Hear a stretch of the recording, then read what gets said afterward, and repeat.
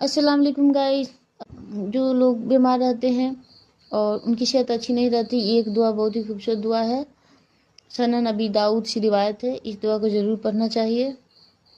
حدیث نمبر 5090، اور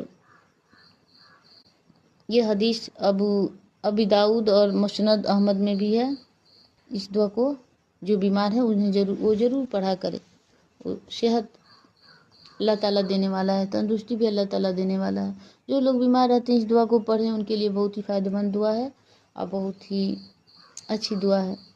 اس دعا کو پڑھنے سے بیماری بھی دور ہوگی، اور جو بیمار نہیں ہے ان کے پاس بیماری بھی نہیں آئے گی، اور جو بیمار ہے وہ اچھے ہو جائیں گے اللہ کے فضل و کرم سے۔ دعا ہے بسم اللہ الرحمن الرحیم۔ اس دعا کو صبح 3 بار پڑھیں اور شام میں 3 بار پڑھیں، اور آگے پیچھے درود شریف پڑھ لے تو اور زیادہ بہتر ہے۔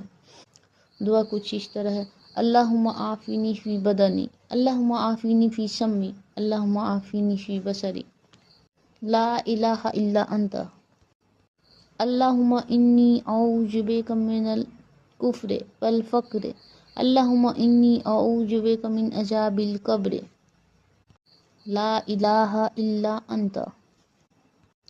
اس کا ترجمہ کچھ اس طرح سے ہے: اے اللہ مجھے میرے بدن میں عافیت دے، اے اللہ مجھے میرے کانوں میں عافیت دے، اے اللہ مجھے میری آنکھوں میں عافیت دے، تیرے سوا کوئی معبود نہیں، اے اللہ یقیناً میں کفر اور غبش سے تیری پناہ میں آتی ہوں، اے اللہ یقیناً میں عذاب قبر سے تیری پناہ میں آتی ہوں، تیرے سوا کوئی معبود نہیں۔